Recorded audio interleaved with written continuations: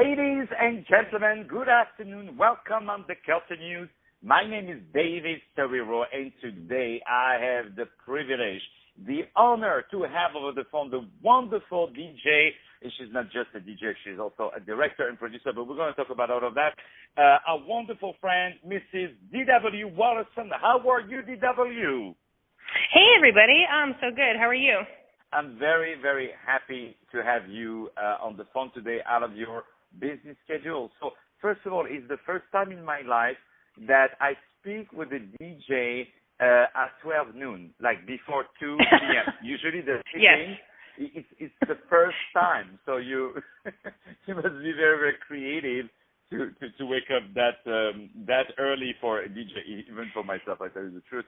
But sometimes we have to wake up.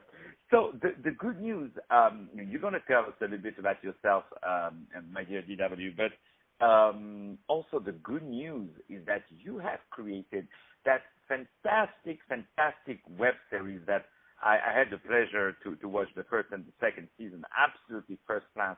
And also the good news is that this wonderful web series, you're going to tell us about it, has been selected by the very prestigious New York Television Festival, and you created that TV series, that web series, called That's My DJ. So, my dear DW, tell us a little bit about yourself, who you are, for the very few people who don't know you. I'm sure there are a few people somewhere in Alaska who don't have access to your fantastic music and your wonderful set. So, tell us a little bit about yourself and what brought you to create this wonderful web series. Of course. Well, my name is D.W. WATERSON, and during the day I work as a director in the film industry, and at night I work as a DJ under the pseudonym Hey D.W. I created That's My DJ probably about 2 or 3 years ago, mostly based off of my experiences working as a DJ and kind of working my way up the hierarchy in the Toronto electronic music dance scene. And I kind of just realized, it's such a unique place. It's so lively. There's so many stories happening here, but nobody's tapping in to this world. So I thought it would be a perfect place to explore and tell a story, which brought us to That's My DJ. Wow, that's very, very impressive. But what did you start it to be first? A director, like a creator, or first a DJ? You know what? I think they both started at the same time. Uh-huh. I started out drumming in my teens and was in and out of like pop bands and rock bands and screamo bands, and kind of ended up walking away from that. Went to film school at WATERSON University in Toronto, and kind of when I started that, I discovered the program Virtual DJ and started just being a bedroom DJ and DJing for myself, as well as making short films for myself, and, not really taking either of those two things necessarily seriously. It was more of a hobby at the time. Yeah. And then, funny enough, you practice enough, and you work hard, and it was my friends who really encouraged me to start pursuing directing and start doing my own stuff, as well as DJing outside of my bedroom. They actually booked me my first gig and kind of threw me off a cliff and was like, okay, you're better than most DJs. You need to be outside in bars now. So, and then it's snowballed from there, really. Wow. Well, so originally you're from Toronto, right? Yeah. Okay. That's beautiful. Toronto, musically wise, I mean, it's been so rich of fantastic talent. You have more and more a lot of great things that are happening there. Mm-hmm. There must be some good genes in that city. So. Oh, we do, and we seem to be a little bit on fire right now in the music scene, especially with like Drake and The Weeknd and Alicia Cara. So it's been really cool to watch and be a part of. Yeah, definitely. I want to be reborn in that city. It's a good city. No, it's wonderful. So that's really good. So because I watch, of course I know your work, but I also watch that wonderful series. And also I wanted to tell you that it's not like when we hear web series, we think, oh, it's been shot with our iPhones or shot, with a very, very cheap camera, or very, very low level, but the script is absolutely phenomenal. And also the action, the way it's put together is really, really beautiful. And you have fantastic actors also, I want to say, that really, really putting it really well. I love also the artwork, to tell you the truth, of That's My DJ. And it's been really, really built as a first-class TV series. So any chance we're going to see this on Netflix, or we're going to see this somewhere else? Potentially. I mean, we'll see how the next couple of months go, just going around to the different film festivals and meeting those contacts. Wow, well, definitely that would be. So we can watch the season 2, because I watched it. I really enjoyed it. On the website that's called that'smydjseries.com, correct? Yeah, that's it. Okay. And tell us a little bit about the story of That's My DJ. That's My DJ. Each season we follow a different character, and it all kind of takes place within a very small social circle in Toronto in the electronic music scene. In season 1, we follow the character Simon, who's DJs, but he wants to become more of a bigger rock star, kind of like Deadmau5. But he's really, insecure, as we all can relate to. So he ends up building a DJ helmet, which is like a square disco ball, and puts it on his head and calls himself Dead Pixel, which is ridiculous. But then it starts to get him attention, and it's kind of just dealing with that kind of like fast, like rise to popularity within like a small social scene. Season 2, which is near and dear to my heart, follows Megan, who first appears in season 1, and she is a female promoter at all the big clubs in Toronto. And we kind of just take a look inside of her world. She also works at a recording studio. So instead of doing and helping all these other people in their events, she decides to start her own event and kind of build her own brand.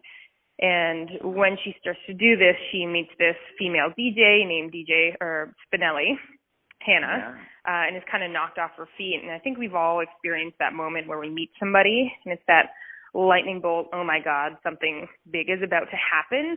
And just to see how we all kind of experience these things, as well as relationships these days, they're so fast because, social media, and you meet people quickly. And so it's just interesting to kind of, jump into that world. And she kind of, has a heartbreaking story, but very awesome at the same time. Yeah, that sounds really, and guys, you really have to watch it. And I love how also the big jump in terms of the production between the season 1 and season 2, in terms of production, like the quality of the picture. There's some action. There is a beautiful scene in the car. I don't know how you guys were able to shoot this, but it's really, really fantastic, and you can be very, very proud of yourself. One question: how is the DJ scene as a woman? I mean, this question is so interesting just because I do get it a lot, and I think, the way it's definitely like a male-dominated scene, especially in comparative to like the film scene, which is also a male-dominated scene, but the DJ scene is really, really lots of steps behind. It's really good to have those conversations in regards to equality, and I would just love for men to be asked these questions. Yeah, definitely. Well, I tell you something. The best night I had in a nightclub at the time when I was allowed to go out, because now, I'm married, I have a leash around the neck, If I'm at home before 9 p.m., she called the police and she sent the SWAT team, So I'm not allowed to go out anymore. But in the old days, which was like 3 years ago, when I was able to go out, the best evening that I had, where there was that genuine party, was when it was a girl who was DJing. Because, usually the men DJ, not all of them, but it's like they press play on the button, But you really feel with a woman like she's dancing, and although it's funny because most of the women, the DJ women, they are also dancing, while they are DJing. And these little small details, it's communicating so much to the rest of the crowd.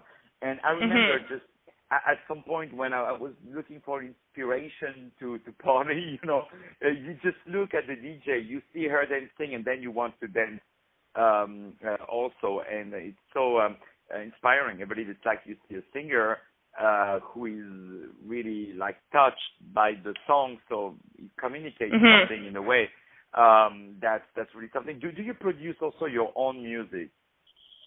I do. I actually wrote and produced the theme song, That's My DJ, which we hear at the end of episode 8 in season 2. So that was my first release as HeyDW, and I'm currently in the studio right now working on my first EP, which is super exciting. Oh, wow. And yeah, so lots of projects on the go. Well, definitely. Well, as soon as it's released, please give us a call because we will play it on the radio because we are huge fan. I'm a huge fan of your work. You're absolutely very, very talented DJ, but also fantastic creator, which is a very global word. But you really create things, and I think with now we bombarded every day with all these new TV series. Like every day there is a new TV series. So some are good, some are a little bit less, great, but and they all use kind of the same formula all the time to keep you addicted. But really, on That's My DJ, it's really, really a cool story, and there's nothing more exciting than to see kind of the backstage of DJing, but also of the nightlife. We never see that somewhere, and yet some people party very often. So it's very, very interesting. It's done with a lot of modernity, a lot of intelligence and creativity, and a lot of art in a way, because just the artwork, to use this beautiful purple color and that beautiful lady with her hair. I mean, it's just when you look at the artwork, you know to who you're talking to. You really understand that we are on a pretty high level. So, my dear DW, we can't thank you enough for taking some time out of your busy schedule to be today on the Culture News. Well, listen, we can only pray and wish you good luck for the New York Television Festival. And thank you so much. I know, and I hope over there a lot of people will sign some checks to invest in your because you have many ways to participate. You can invest in a TV series. If you are a network, you can put it there, and the format is so easy to put together. And let me tell you, I'm sure producer will come and sign you a check for a feature film, because I believe there is also a very good feature film to put and be distributed all over the world. And all the festivals, you guys should really, really check this fantastic web series on thatsmydjseries.com. My dear DW, thank you so much for taking some time today. Anything else we should know before we say goodbye to you? No, I think you just about covered everything. Thank you so much. I know. I get that a lot.